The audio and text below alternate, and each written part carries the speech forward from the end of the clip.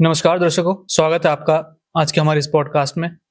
इस पॉडकास्ट में हम बात करेंगे देश की राजधानी दिल्ली की, जिसकी पहचान यूं तो लाल किला, कुतुब मीनार, इंडिया गेट, न जाने क्या क्या बताई गई है। लेकिन बात करें दिल्ली की असली पहचान की तो वो है माँ यमुना जी, जिनके हालात देखे जाएं, लगातार ये पॉलिटिकल इशू बनता जा रहा है। लेकिन इसके ऊपर पॉलिटिक्स के परे कुछ लोग हैं जो लगातार माँ यमुना जी के लिए काम कर रहे हैं, क्योंकि वो खुद भी यमुना नदी को माँ यमुना जी कह के संबोधित करते हैं। तो हमारा भी कर्तव्य बनता है कि हम भी यही शब्द इस्तेमाल करें, ताकि सभी लोगों तक संदेश पहुंचे कि दिल्ली में माँ यमुना जी की क्या दशा है और उनका महत्व क्या है।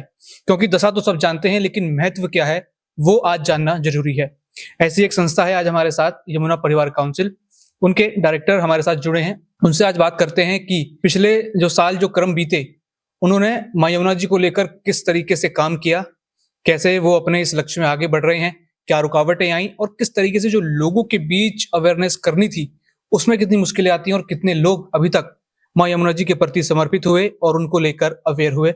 सर, आपका स्वागत है आज के हमारे इस पॉडकास्ट में। जैसे कि अभी हाल ही में काफी बड़ा राजनीतिक मुद्दा यहाँ पे बनाया यमुना जी को, कहा गया कि मशीनें लग गई, बीजेपी ही उद्धार कर सकती है, या फिर अन्य तरह के सवाल हुए। लेकिन आज राजनीति से परे असल में वो जानेंगे कि आखिर यमुना जी के लिए काम जो लोग कर रहे हैं उनको क्यों नजरअंदाज किया जा रहा है, जिनको हम अनकैप्ड हीरोज कहते हैं, कि वो काम तो लगातार कर रहे हैं लेकिन वो काम कहीं ना कहीं इन बड़ी बड़ी चीजों में छुप रहा है, या फिर वो काम बाहर निकल कर नहीं आ रहा। जो हमारी कोशिश है, इस काम को हम बाहर निकाल कर लाएंगे और लोगों तक भी संदेश पहुंचाएंगे। तो सबसे पहले तो मैं आपका और आपके संस्था का परिचय जानना चाहूंगा कि कैसा आप लोगों का अनुभव रहा और क्या था अपना ये संदेश शुरू करने का सबसे बड़ा मोटिव क्या था? सबसे पहले पॉडकास्ट देखने वाले सभी दर्शकों को मेरा सादर नमस्कार। सबसे पहले तो ये जो शुरुआत आपने जिस प्रकार से की कि दिल्ली की पहचान यूं तो लाल किला, कुतुब मीनार और अनेकों जगहों के नाम आपने लिए और साथ में आपने कहा कि यमुना जी बनती जा रही है। यही हमारा एक्चुअल काम है, जो बात आपने कही। और दूसरी बात आपने कही माँ यमुना जी। तो माँ यमुना जी जब आपने कहा तो मुझे बहुत अच्छा लगा सुन करके। और माँ यमुना जी मतलब यमुना जी माँ स्वरूपा हैं। इससे पहले जो प्रश्न आपने किया मैं उसका उत्तर दूं, हम अगर अपने शास्त्रों को देखें तो आपको पता चलेगा कि यमुना जी जीवनदायिनी है, मोक्षदायिनी है। और किसी भी सनातनी के लिए, किसी भी हिंदू के लिए जो 4 मोक्ष बताए गए हैं उसमें यमुना जी का भी, हमारे जो 4 धाम हैं, आप देखिए केदारनाथ जी हैं, बद्रीनाथ जी हैं और उसी में गंगोत्री और यमुनोत्री हैं। तो यमुनोत्री अपने आप में सनातनियों का, हिंदुओं का एक बड़ा धाम है, एक बड़ा बड़ा स्थान है जहाँ पर किसी भी सनातनी और हिंदू को जाने के बाद एक प्रकार से शांति प्राप्त होती है। तो आपने जब माँ शब्द से संबोधित किया है, तो वही हम लोगों का एक्चुअल काम है। हमारी जो संस्था है यमुना परिवार काउंसिल, यह संस्था पूज्य स्वामी चिदानंद सरस्वती मुनि जी महाराज, जो परमार्थ निकेतन ऋषिकेश के परमाध्यक्ष हैं, उनके मार्गदर्शन और सानिध्य में इस संस्था का काम वर्ष 2021 में दिल्ली में सूरघाट से आरंभ हुआ और लगातार तभी से अनेकों प्रकार के प्रकल्प, चाहे आरतियां हैं, महाआरतियां हैं, वृक्षारोपण है, सफाई अभियान है, इस प्रकार के कार्यक्रम पूज्य स्वामी जी के दिशा निर्देश और मार्गदर्शन में, और साथ ही साथ जो भी हमें महसूस होता है सामान्य रूप से कि हम कर सकते हैं यमुना जी के लिए, हम लोग मिलकर के करते हैं। जो ये पहली आरती, जैसे हमारी अभी बात हुई पीछे स्टेज पे कि सबसे जो पहली आरती है 26 सितंबर 2021 को हुई थी, वो पहली आरती का अनुभव क्या था? खासकर दिल्ली वाले जो इतना महत्व नहीं देते, अभी तक जो मैंने देखा है वो मैं आपको बताता हूँ, जो इतना महत्व इस मुद्दे को नहीं देते, लेकिन आपके लिए भी और जो लोग इस कार्यक्रम में जुड़े थे उनके लिए इसका महत्व क्या था और कैसा एक्सपीरियंस था कि जो सबसे पहले आरती माँ यमुना जी की कहा जाए तो दिल्ली में एक तरीके से हुई? देखिए, आरतियां, पहले तो आप ये मैं बताना चाहूंगा आपके दर्शकों को कि आरती एक ऐसा विषय है कि इससे सामान्य तौर पे लोग एकदम जुड़ते हैं और अपनापन महसूस करते हैं। ये एक तरीका है लोगों के अंदर जन जागृति पैदा करने का, और कहीं न कहीं लोग धार्मिक रूप से, भारत एक धर्म प्रधान देश है, हम सभी धार्मिक हैं। तो आरतियों का जब विषय आता है तो लोग अपने आप को ज़्यादा कनेक्ट फील करते हैं और उसके पश्चात हम पर्यावरण और अन्य विषयों पर उनको समझाने का प्रयास करते हैं। जब 2021 में हमने यहाँ दिल्ली में काम करना आरंभ किया, तो हमें ये महसूस हुआ कि जो यमुना तट, जो कि दिल्ली में पल्ला बख्तावरपुर में यमुना जी दिल्ली में सबसे पहले एंटर करती हैं, वहां से लेकर कालिंदी कुंज घाट लगभग यह 30 किलोमीटर की बेल्ट है। और जो व्यवहारिक दृष्टिकोण से प्रैक्टिकली, चाहे सरकारी ढांचे में हम देखें या अन्य क्षेत्रों में जो लोग काम करते हैं नदियों पर, पर्यावरण पे, वो आमतौर पे 22 किलोमीटर का जो स्ट्रेच है उस पे प्रैक्टिकली ज्यादा काम करते हैं, वजीराबाद से लेकर कालिंदी कुंज घाट तक। इस 30 किलोमीटर के आसपास की जो बेल्ट है, इसमें हमने महसूस किया मंदिर भी हैं, लोग भी हैं, भावना भी है, लोग करना भी चाहते हैं, परंतु जो शास्त्रों में विधिवत रूप से, प्रामाणिक रूप से माँ यमुना जी की आरती वर्णित है, वह आरती ना होके अन्य आरतियां होती है, चाहे वह ओम जय जगदीश हरे है, चाहे अन्य आरतियां हैं। तो हमने लोगों से मिलकर, पंडितों से, ब्राह्मणों से, मंदिरों के अध्यक्ष से, उनको इस बात के लिए मोटिवेट किया कि वो यमुना जी की आरती आरंभ करें। और आपके दर्शकों को जानकर ये प्रसन्नता होगी कि दिल्ली में अभी नियमित रूप से 9 स्थानों पर यमुना परिवार काउंसिल के प्रयास से, तत्वाधान में 9 स्थानों पर यमुना जी की आरतियां पल्ला बख्तावरपुर से लेकर कालिंदी कुंज घाट तक चल रही है। इसके अतिरिक्त 3 महाआरतियों का आयोजन समय समय पर वर्ष 2021 में, वर्ष 2022 में और 2023 में किया गया। पहली जो आरती थी वो सूरघाट वजीराबाद पे हुई, दूसरी जो महाआरती थी वह भी सूरघाट वजीराबाद पे हुई और तीसरी जो महाआरती वह आईटीओ छठ घाट पर हुई। अगर हम अनुभव की बात करें, ये वाकई अपने आप में एक अनूठा और बिल्कुल अलग हटके अनुभव था। हमने ये महसूस किया कि लोगों के अंदर भावना तो है, लोगों के अंदर जागृति केवल लाने की बात है। लोग यमुना जी से प्रेम करते हैं, लोग पर्यावरण के प्रति संवेदनशील हैं, लोग चाहते हैं यमुना जी सुंदर हो, ठीक हो, स्वच्छ हो। और जब हमने इसकी चर्चा, बात करना आरंभ किया, तो हमने महसूस किया कि काफी बड़ी संख्या में लोग उन आरतियों में जुटे और लोगों ने अपना पूरा समर्थन दिया और इस प्रकार से वह आयोजन संपन्न हुआ। जैसे जो दिल्ली के आमजन लोग हैं, जी। उनको यमुना से लेकर माँ यमुना जी तक जोड़ने का जो आपका सफर रहा, उसमें क्या लगता है कि कितनी बाधाएं आई होंगी, कितना उनको समझाने का प्रयास आपने किया इस मुद्दे को लेकर, उनके लिए जरूरी बनाने के लिए, क्योंकि इतना जरूरी लोग नहीं समझते इन सब चीजों को, इन सब मुद्दों को। क्योंकि देखिए, धार्मिक भावना तो सबकी होती है, लेकिन नदियों को लेकर कुछ ही लोग हैं जो एक्टिव हैं, लेकिन जो आम जन है दिल्ली के, उनको यमुना से लेकर माँ यमुना जी तक का जो आपका सफर था, वो कैसी कठिनाई थी, उनको जोड़ना कितना कठिन था? निश्चित रूप से लोगों में जागृति सबसे पहले आए, उसके लिए हमें प्रयास करना था। और कहीं ना कहीं देखिए, हम सभी धर्म प्रधान लोग हैं, हम धर्मपरायण लोग हैं।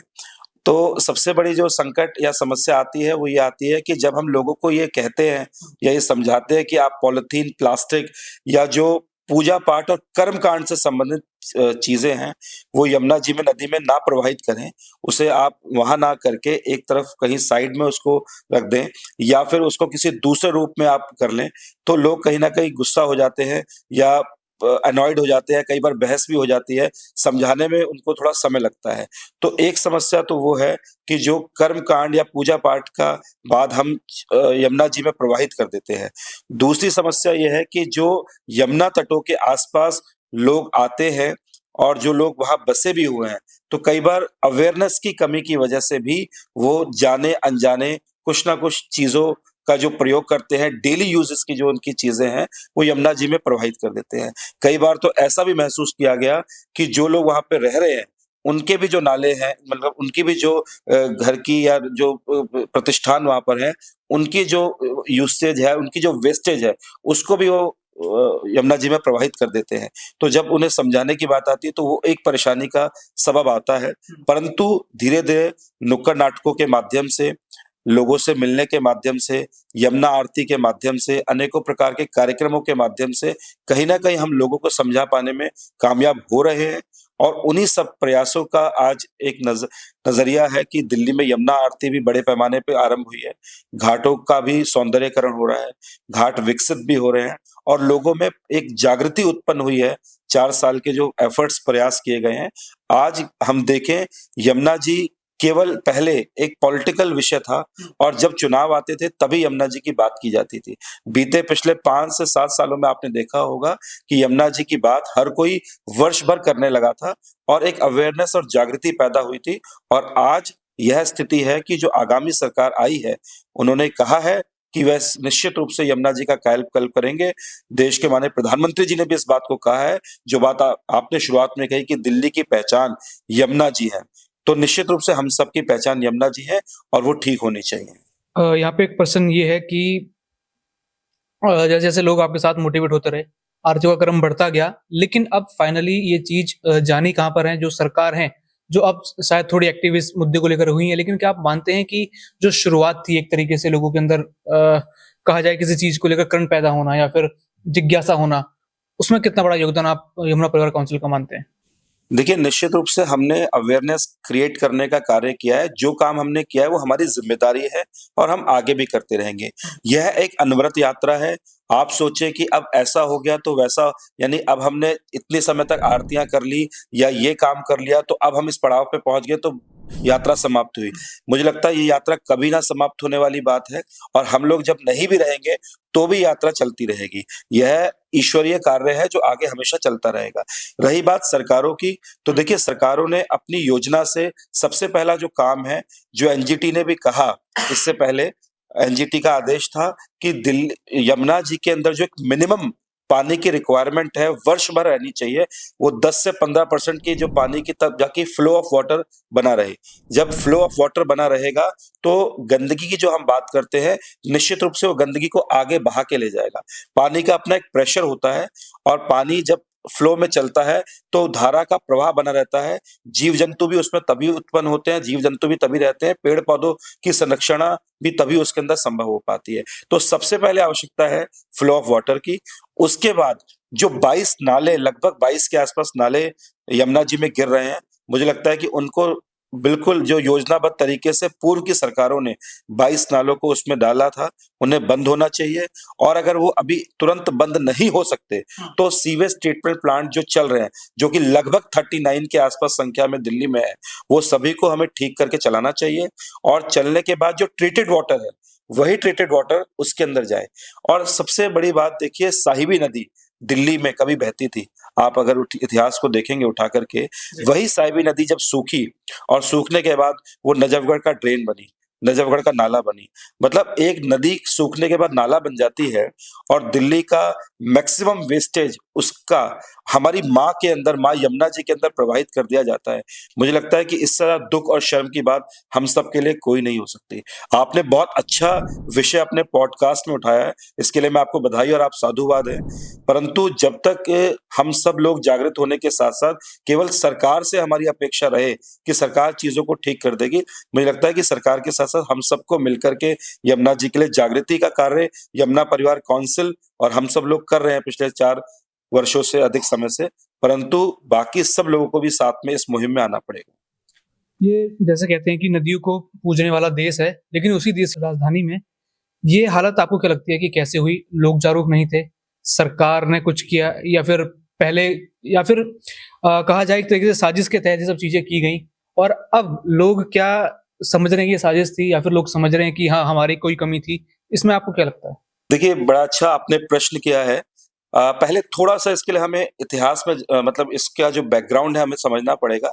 यमुना जी उत्तराखंड के कालिंदी पर्वत, कालिंदी उनको कहा गया है यमुना जी को, वहाँ से बंदरपूछ पहाड़ी है, बंदरपूछ पहाड़ी से अवतरित होती है, वहाँ से सफर तय करते हुए उत्तराखंड से हिमाचल का थोड़ा-सा हिस्सा है, पांवटा साहिब और उसके आस-पास वहाँ आती है। पांवटा साहिब के बाद हरियाणा में एंटर करती है, यमुनानगर, जगाधरी होते हुए दिल्ली में एंटर करती है, दिल्ली से फिर आगे वापस फरीदाबाद, हरियाणा होते हुए उत्तर प्रदेश प्रयागराज में संगम में जाकर के मिलती हैं। लगभग 1326 किलोमीटर का ये पूरा बेल्ट है जो यमुना जी करती है और इसके अलावा इसमें बीच-बीच में सहायक नदियां भी मिलती हैं और आप देखें कि इस 1326 किलोमीटर में आप लगभग 30 किलोमीटर का हिस्सा दिल्ली में आता है, जो कि केवल 2% हिस्सा अगर आप उसको टेक्निकली कैलकुलेट करें, it is merely 2 kilometers and the most worst part is that Delhiites people, we people are responsible for 90% of dirtiness of Yamuna ji. 90% जो यमुना जी को गंदा करते हैं वो दिल्ली ही करती है, ये मैं पूरी जिम्मेदारी के साथ कहना चाहूंगा। अब जो आपने प्रश्न किया कि क्या इसके पीछे कोई षड्यंत्र था, क्या कोई योजना, बिल्कुल मैं मानता हूं, पूरी जिम्मेदारी से मैं कहूंगा कि देखिए अभी जो वर्तमान सरकार आई है, कहीं ना कहीं उनकी जो मानसिकता और सोच है वो हिंदुत्ववादी और सनातनी है, और वो यमुना जी हो, चाहे नदियां हो, चाहे पर्यावरण हो, उनके प्रति एक अलग प्रकार की पॉजिटिव सोच रखते हैं, चाहे वो संघ विचार से प्रेरित हैं या वो भाजपा की अपनी एक नीति है। परंतु इससे पूर्व की आप सरकारें देखें, आज से 60, 70, 80 साल पहले यमुना जी का हम इतिहास भी देखते हैं, हम पढ़ते भी हैं, हम कई चित्र भी इस प्रकार के उपलब्ध होते हैं जिसमें यमुना जी लाल किले तक आती थी और बहुत सुंदर नजारा होता था, संपूर्ण दिल्ली को पानी मिलता था। और इससे पहले भी आज मैं देख रहा था 1925 के आसपास भी यमुना जी से सीधा पानी निकाल करके भी इस्तेमाल होता था। परंतु पूर्व की जो कांग्रेस नीति सरकार रही, मुझे बड़े दुख के साथ कहना पड़ेगा जी कि उन्होंने योजनाबद्ध तरीके से इसको, जैसे आपने कहा माँ, अगर माँ हम किसी को कहेंगे, हम किसी को माँ समझेंगे, क्या हम अपनी माँ के साथ दुर्व्यवहार कर सकते हैं? क्या हम अपनी माँ को ऐसे छोड़ सकते हैं? गंदगी का ढेर उस पर डाल सकते हैं? क्या उनके अंदर बदबू होने देंगे? क्या हम उनके अंदर किसी प्रकार का व्यवहार करेंगे? तो जब उन्होंने उसको माँ नहीं समझा, जब उन्होंने उसको मोक्षदायिनी नहीं समझा, जीवनदायिनी नहीं समझा, तो योजनाबद्ध तरीके से वो 22 नाले आज नहीं बन गए, वो 22 नाले पिछले कई वर्षों का नतीजा है। वो 22 नाले के अलावा जो साहिबी नदी, जिसको नाला नजफगढ़ ड्रेन आप कहते हैं, मतलब सरकारों ने योजनाबद्ध तरीके से मान लिया कि नदी में नाले जाने दीजिए। कैसे जाने दे सकते हैं आप? एक तरफ नदी है, वो पर्यावरण का प्रतीक है, जीवनदायिनी है, वो हमारी माँ है, हम कैसे उसमें? तो कहीं ना कहीं मैं मानता हूं कि इसमें पूर्व की जो सरकारें हैं उनकी भी जिम्मेदारी है, इसमें जनता की भी जिम्मेदारी है, हम सबकी जिम्मेदारी है। एक उदासीनता तो निश्चित रूप से दही है, उसी के कारण यमुना जी की ये स्थिति हुई। अभी आपने जो मेरे को बताया पूरा, उसमें आपने बीजेपी, आरएसएस और हिंदुत्व, इन सब चीजों का नाम लिया। क्या मात्र नदियों की साफ सफाई यहीं तक ही सीमित है, या फिर इसको देशव्यापी, या फिर दिल्ली में जरूरी नहीं कि एक ही धर्म के लोग रहते हैं, कई धर्मों के लोग रहते हैं, कई प्रांतों के लोग रहते हैं, तो उन तक फैलाने के लिए शायद ऐसा नहीं होगा कि अगर हम उसको एक पर्टिकुलर धर्म का नाम दे दें या फिर ऐसा कुछ करें तो बाकी लोगों में कुछ हीन भावनाएं होंगी? देखिए मैं पहले बात तो मैं ये मानता हूं कि हम जो ये कार्य कर रहे हैं वह किसी धर्म विशेष का कार्य नहीं है, परंतु मैंने एक सरकार के संदर्भ में ये बात आपको कही, और कि नदियां जो होती हैं वो अपना पानी देने से पहले आपका धर्म नहीं पूछती हैं कि आप हिंदू है, कि आप मुस्लिम है, कि सिख है, कि ईसाई है। वो पानी सबके लिए होता है। सूर्य जो रोशनी देता है वो सबके लिए होता है। तो प्राकृतिक जो हमारे संसाधन हैं वो सभी के लिए है, तो इसको हम किसी धर्म विशेष से नहीं जोड़ सकते। एक बात तो मैं ये स्पष्ट करना चाहूंगा, मैंने सरकार के संदर्भ में ये बात कही क्योंकि सरकार एक राइट विंग की सरकार है, सरकार एक सनातनी जो सरकार का, तो इस प्रकार से हमें ऐसी अपेक्षा है, हमें ऐसा लगता है कि वह सरकार ज्यादा बेहतर काम करेगी। दूसरी बात जो आपने बात कही कि देशव्यापी, बिल्कुल आपकी बात ठीक है। आप देखिए कि इंग्लैंड के अंदर टेम्स जो नदी थी वो इस प्रकार से डेड घोषित कर दी गई थी। जो आज यमुना जी की स्थिति है वही टेम्स नदी की स्थिति थी। परंतु जब एक स्ट्रांग विल पावर होती है, एक स्ट्रांग इच्छा शक्ति होती है, तो वही टेम्स रिवर को साफ करके आज शायद विश्व की अच्छी और सुंदर नदियों में से उसको गिना जाता है। आप साबरमती का एक उदाहरण देखें, जो साबरमती पर रिवर फ्रंटियर बना, प्रधानमंत्री मोदी जी जब उस समय मुख्यमंत्री थे, उन्होंने उसका कायाकल्प किया, उन्होंने प्रण किया कि हम यहाँ पर रिवर फ्रंटियर बनाएंगे और उसको ठीक करेंगे। उसी प्रकार से अगर दिल्ली के अंदर इच्छा शक्ति हो, और इच्छा शक्ति के साथ साथ हम जैसी जो सामाजिक संस्थाओं के काम करने वाले लोग हैं वो भी जागृति पैदा करें, जनता भी इसमें जुड़े, एक मूवमेंट की तरह जब ये बात बने, एक नदी आंदोलन के रूप में, और वो आंदोलन तभी होगा जब लोग उसके साथ कनेक्ट करेंगे। कनेक्ट तभी करेंगे जब लोग उसके साथ जुड़ाव महसूस करेंगे। जुड़ाव के लिए ही हमने आरतियां, महाआरतियां, इस प्रकार के आयोजन आरंभ किए। तो निश्चित रूप से दिल्ली देश की राजधानी है और भारत विश्व का सबसे बड़ा लोकतंत्र है, और दिल्ली की जो पहचान है, इसे इंद्रप्रस्थ कहा जाता था, और इंद्रप्रस्थ का अर्थ है जहाँ यमुना जी बहती हैं। और मैं तो बल्कि कहीं किसी शास्त्रार्थ में वाद विवाद में ये बात निकल करके आई कि भगवान कृष्ण की जो चौथी पटरानी के रूप में यमुना जी है, और भगवान कृष्ण का विवाह भी यही दिल्ली के आसपास इंद्रप्रस्थ में हुआ, ऐसा लिखा है। तो इंद्रप्रस्थ तो दिल्ली को ही कहा जाता है। तो निश्चित रूप से जो बात आप कह रहे हैं, यमुना जी हमारी पहचान है, यमुना जी हमारी शान है, यमुना जी ही हम सबके लिए मोक्षदायिनी और जीवनदायिनी। तो अभी जो आपकी संस्था का कारवां है, अभी महाआरतियां चल रही हैं, आरतियां चल रही हैं, और अभी क्या लक्ष्य है कि और कितने मंदिर और कितने संत और कितने पुजारी और कितने बाकी हम जनमानस आपके साथ अभी जुटेंगे? देखिए, सबसे पहले तो जागृति की बात थी जो पिछले 4 सालों में हमें लगता है कि हम सफल हो पाए हैं, जैसे भी सफल हम हुए हैं इसमें जागृति पैदा करने में, और इसी वजह से आज ना केवल लोगों के बीच में अपितु सरकार ने भी इस विषय को गंभीरता के साथ लिया है। परंतु चुनौतियाँ बहुत सारी हैं। मछुआरे देखिए, वैसे तो नदी में मछलियाँ नहीं हैं क्योंकि पानी दूषित है, परंतु फिर भी कहीं-कहीं मछलियाँ जहाँ-जहाँ हैं, वहाँ मछुआरों की समस्याएँ हैं। उनको लाइसेंस की भी दिक्कत है और उसके अलावा वो नहीं निकाल पाते हैं, निकालते हैं तो उसमें भी वो चुनौतियाँ हैं।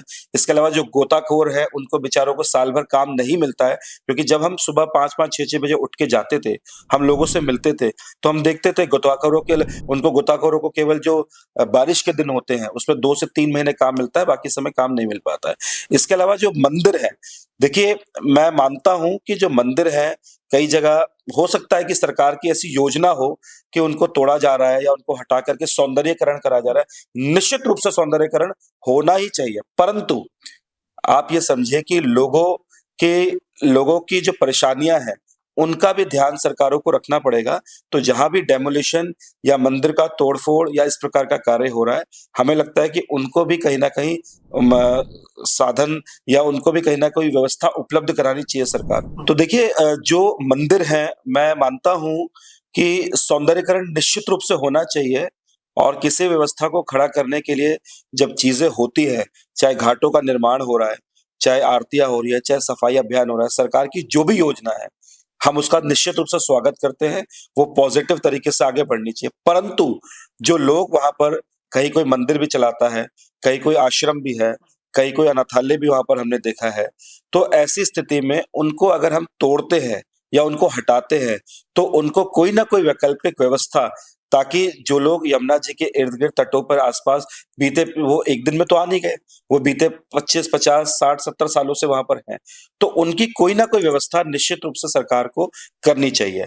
इसके अतिरिक्त जो पंडित हैं, जो ब्राह्मण हैं, जो यमुना जी की आरतियाँ कर रहे हैं, उनकी कोई न कोई ट्रेनिंग का प्रावधान होना चाहिए। हम लोग अपने पार्ट पर जो कर सकते हैं, एक संस्था के नाते करते हैं, ट्रेनिंग भी देने की उनको कोशिश करते हैं, और साथ-साथ उनको जो भी हम सपोर्ट कर सकते हैं फाइनेंशियली या वैसे करते हैं। परंतु सरकार को भी कोई न कोई एक राशि इन लोगों के लिए प्रोवाइड करनी चाहिए और इनकी ट्रेनिंग होनी चाहिए। अभी ग्राउंड पर आते हैं, जैसे कि आपने कहा कि आप सुबह-सुबह जाते थे, 5 बजे से ग्राउंड पे लगते थे। तो जो यमुना घाट हैं, वो अभी दिल्ली में कितने हैं या डेवलप कितने हैं, या फिर उसके आस-पास कैसी व्यवस्थाएँ हैं, कैसी सुविधाएँ हैं? ये अगर थोड़ा आप बता सकें तो। बहुत अच्छा आपने प्रश्न किया। देखिए, अगर हम बात करें कि दिल्ली में यमुना जी एंटर होती हैं, हरियाणा से जब दिल्ली में आती है तो पल्ला बख्तावरपुर क्षेत्र है, वहाँ से यमुना जी दिल्ली में आती हैं, और वहाँ पर पानी की स्थिति आप देखेंगे तो साफ है, अच्छी है। वहाँ कोई व्यवस्थित बड़ा घाट नहीं है, वहाँ ठोकर नंबर 7 पे मैं ध्यान कर पा रहा हूँ, वहाँ पर नीचे जब हम उतरते हैं, तो वहाँ सीढ़ियाँ बनी हैं और वहाँ पर पानी साफ है, और वहाँ पर लेकिन कोई घाट की व्यवस्था नहीं है। जब उससे आप आगे बढ़ते हैं, तो सूरघाट आता है, जो कि एक व्यवस्थित घाट है और एक बड़ा घाट है। वहाँ पे 3-4 हज़ार लोग इकट्ठे हो सकते हैं, कार्यक्रम होते हैं वहाँ पर, और बड़ा घाट के रूप में है, वहाँ कॉम्पैक्ट कैंपस है, उधर टॉयलेट्स, वॉशरूम भी बने हुए हैं, लोग नहाते भी हैं, और शायद ₹5 की वहाँ टिकट वगैरह भी लगती है उस घाट के अंदर, और लोग वहाँ आते हैं, स्नान आदि करते हैं, वर्ष भर वहाँ खुला रहता है। लोग आपको स्नान आदि करते हैं, क्या उस घाट के आस-पास है इतना स्वच्छ पानी जहाँ स्नान आदि कर सकें? बहुत अच्छी बात आपने कही कि मैंने बताया कि जो पल्ला बख्तावरपुर से लेकर सोनिया विहार तक पानी आता है, और विहार के बाद वजीराबाद पुल तक भी जो पानी आता है, वो लगभग साफ रहता है जी। वो पानी ठीक होता है, नहाने लायक भी होता है। परंतु जैसे ही वजीराबाद पुल पे, आप समझिए कि वजीराबाद पुल के पास पानी क्रॉस करता है, तो वहीं से जो नजफ़गढ़ ड्रेन है, जिसको साहिबी नदी कहते थे, वह नजफ़गढ़ ड्रेन आकर के मिलता है। तो उसके बाद ही बेसिकली मेन रूप से पानी गंदा होना आरंभ होता है। और वजीराबाद के सूरघाट से जब हम आगे की ओर बढ़ते हैं, तो मजनू का टीला आता है। मजनू के टीले के पास कोई व्यवस्थित घाट नहीं है। मजनू के टीले के बाद हम थोड़ा और आगे बढ़ते हैं, तो वासुदेव घाट आता है, जहाँ पर अभी आरती का ये कार्यक्रम चल रहा है। और वासुदेव घाट पर भी, ये घाट अभी एलजी साहब के द्वारा और डीडीए के द्वारा इसका डेवलपमेंट किया गया है, और वह कार्य आगे बढ़ रहा है। उसके बाद आता है निगमबोध घाट, जो कि अस्थि विसर्जन और शमशान के रूप में जो कार्य होता है हमारा, वह कार्य आगे बढ़ता है। और उसके बाद जब आप आगे बढ़ते हैं, तो आईटीओ पे जो यमुना घाट है, ITO जिसे छठ यमुना घाट भी कहते हैं, वह घाट है। वह भी एक बड़ा घाट है, परंतु कॉम्पैक्ट कैंपस वहां नहीं है, वो ओपन घाट है। वहां भी कार्यक्रम होते हैं और उस प्रकार से जब हम आगे की ओर बढ़ते हैं तो लास्ट और अंतिम कालिंदी कुंज घाट आता है। कालिंदी कुंज घाट पे कोई इस प्रकार का प्रॉपर घाट नहीं है, वहां कच्चा ही सारा सरफेस है और दूसरी तरफ उत्तर प्रदेश का हिस्सा वहां से लग जाता है, वहां पे भी कोई व्यवस्थित घाट नहीं है। सीढ़ियां बनी हुई है, परंतु घाट शायद बनने की बात चल रही है। और हमने भी इससे पूर्व में, चाहे national mission of clean Ganga हो, नमामि गंगे, भारत सरकार को हमने चिट्ठी लिख के अनुरोध भी किया है कि यहाँ पर कालिंदी कुंज पर घाट बनना चाहिए, ताकि दक्षिण दिल्ली क्षेत्र के जो लोग हैं उनके लिए नहान की, पूजा पाठ की सब व्यवस्थाएं हो सके। जैसे कहा जाता है कि कई ऐसी नदियां हैं कि जहाँ पर हिंदू परंपराओं के अनुसार चीजें वहाँ पे दी जाती हैं, प्रवाहित की जाती हैं, तो उनको रोकने के लिए सबसे बड़ा आइडिया या प्लान आप लोगों ने क्या बनाया है, या फिर उसके लिए क्या एक रूल और रेगुलेशन हो सकते हैं कि लोग रुक सकें? देखिए, संस्था तो वहाँ रहेगी, लेकिन सरकार से भी कुछ ना कुछ यहाँ पे चीजें हो सकती हैं, वो क्या लगता है आपको? नहीं, देखिए, माफी चाहूंगा, मैं बड़ी विनम्रता के साथ आपको ये कहना चाहूंगा कि हमारा देश एक धर्म प्रधान देश है, जैसा मैंने पहले कहा, और नदी में और बहुत सारे स्रोत है जहां से गंदगी आ रही है। दिल्ली पॉल्यूशन कंट्रोल का जो बोर्ड है, उन्होंने भी बार बार जो फैक्ट्रीज का वेस्ट आता है, सबसे बड़ा तो फैक्ट्रीज का जो वेस्ट है, इसके अलावा जो नाले हैं, 22 नाले जो मैंने कहा नजफगढ़ ड्रेन का है, और इसके अलावा जब ऊपर से भी नदी आती है, वैसे तो नदी साफ ही आती है, परंतु कई बार बारिश के दिनों में ऊपर से भी चाहे मिट्टी के रूप में, चाहे अन्य वेस्टेज के रूप में आ जाता है, या जो लोग चलते फिरते भी डाल देते हैं। गंदगी ज्यादातर उसी से होती है। अस्थि विसर्जन या अन्य, देखिए, अब क्योंकि कर्मकांड तो होंगे ही निश्चित रूप से, परंतु अस्थियों के साथ या कर्मकांड के साथ जो पॉलिथीन जा रही है, जो प्लास्टिक जा रही है, जो अन्य वेस्ट जा रहे हैं, वो नहीं जाने चाहिए। क्योंकि जो फूल है या जो अस्थि विसर्जन है या अन्य चीजें हैं, वो समय के साथ साथ डिसॉल्व हो जाती हैं, वो घुल जाती हैं या नदी में नीचे जाके बैठ जाती है, और कुछ महीनों के बाद वो नदी में पानी में ही घुल जाती हैं, वो रिवर बेड के अंदर चली जाती है। और धीरे धीरे पानी का अपना इतना एक प्रेशर होता है, पानी की अपनी क्वालिटी होती है कि वो किसी भी चीज को धीरे धीरे, पत्थर को भी गला देती है। तो अस्थि विसर्जन हो या फूल हो या पूजा पाठ की सामग्री, उस तरह की, उससे इतना ज्यादा फर्क नहीं पड़ता। फर्क बाकी वेस्ट से पड़ता है, परंतु जो पूजा की सामग्री है उसके साथ प्लास्टिक या पॉलिथीन नहीं जानी चाहिए, हमारा मानना है। वही मेरा ये सवाल पूछने का ये संदर्भ था, क्योंकि कहा यह जाता है कि मेन रीजन ये है, एक तरीके से बदनाम किया जाता है। मैं क्लियर कर दूं, मैं ये सवाल किस लिए किया था कि बदनाम किया जाता है इस तरीके से कि एक मेन स्रोत ये है गंदा करने का। तो वही मैं कॉन्सेप्ट क्लियर करना चाहता था कि मात्र बदनामी की बात है, बाकी तो और भी बड़ी वजह है, वो हम आपसे जानना चाहते थे। तो ये हमारा सवाल था। और अब ये रहेगा हमारा जो आखिरी, कुछ हम अपनी आखिरी समय में अब पॉडकास्ट के, कि अब ये सब तो हुआ, आपने सब चीजें बताई, लेकिन इसमें सरकार का क्या सहयोग, आपकी संस्था या अन्य जो संस्थाएं काम कर रही हैं, उनको क्या सहयोग मिल सकता है कि आप पूरी और भी एनर्जी के साथ या फिर और भी सोर्सेज के साथ माँ यमुना जी पर काम कर सकें? देखिए, बहुत अच्छा आपने प्रश्न किया। सरकार के सोच की जो बात की, अभी इसमें थोड़ा मैं आपका लंबा समय लूंगा क्योंकि आपने ऐसी बात छेड़ी है। हम तो सामाजिक रूप से काम कर रहे हैं और सामाजिकता के नाते ही आपने हमें यहाँ पे इनवाइट किया है। देखिए, प्रधानमंत्री जो हमारे देश के हैं, वो एक धर्मपरायण और कर्तव्यनिष्ठ और एक बड़ी विजन और सोच के साथ कार्य करने वाले हमारे नेता हैं। परंतु आप देखें कि अभी जब दिल्ली के अंदर भारतीय जनता पार्टी की सरकार बनी है, तो सरकार आने के बाद प्रधानमंत्री जी ने जो भाषण अपने पार्टी मुख्यालय से दिया है, उसमें सबसे पहले उन्होंने यमुना जी का मंत्रोच्चारण किया और 3 बार यमुना जी की जय का एक उद्घोष किया। तो सबसे बड़ी प्रसन्नता दिल्ली वासियों के लिए और भारतवासियों के लिए तो यह है कि प्रधानमंत्री जी ने स्वयं इस बात को गंभीरता से लेते हुए और यमुना जी को एक सम्मान स्वरूप वहां पे उद्घोष किया।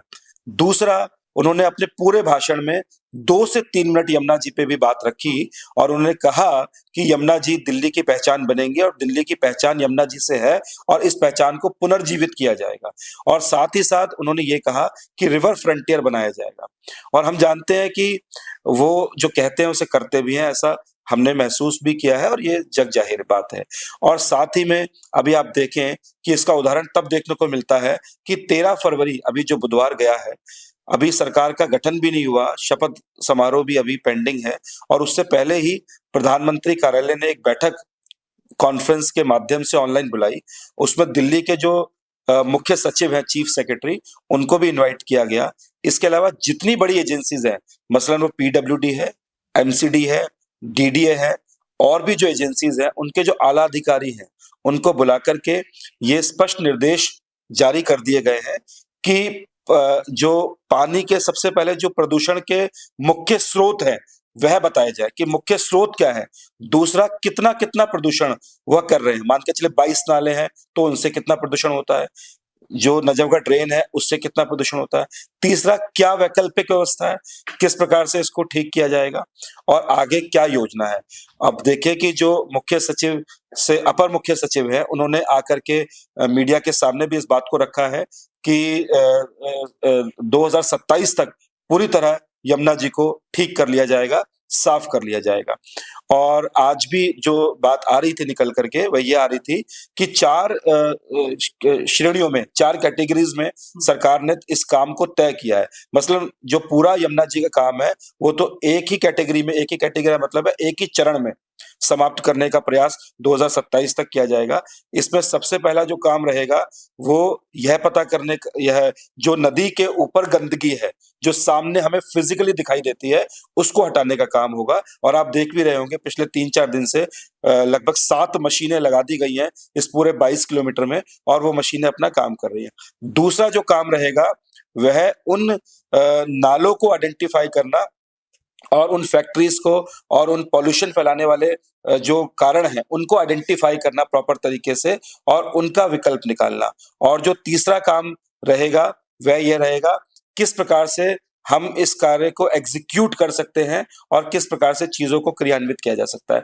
तो मुझे लगता है कि 2027 तक की सरकार की योजना है, तो निश्चित रूप से पॉजिटिव साइन दिख रहे हैं और यह आगे कंप्लीट होता दिख रहा है। मेरा आखिरी सवाल अब ये रहेगा, पहले तो हम जब एंड करने वाले हैं तो आप एक मैसेज दर्शकों दें माँ यमुना जी के प्रति, और जो भी आपकी संस्था कहना चाहती हो। और ये है कि जब आप निकले थे इस अपने मिशन के लिए, ये मुद्दा क्या तब भी लोगों के दिलों में जिंदा था? तब भी लोग चाहते थे सफाई हो, कि बस पॉलिटिक्स में आने के बाद लोगों को ज्यादा जिज्ञासा हुई? कहीं ना कहीं पॉलिटिक्स अब लोग यहाँ पर खेल रहे हैं, सब इस मुद्दे को लेकर एक दूसरे को घेर रहे हैं, राजनीति हो रही है, कि पहले से भी ये दिल में लोगों के दबा हुआ था कि इसके ऊपर काम हो? और अगर दबा था तो आखिर क्या चीजें थी जो लोगों को रोके हुए थी? देखिए, निश्चित रूप से आपने जो बात कही कि जब आप इस मुद्दे को लेकर निकले थे तो लोगों के मन में भाव तो था ही जी।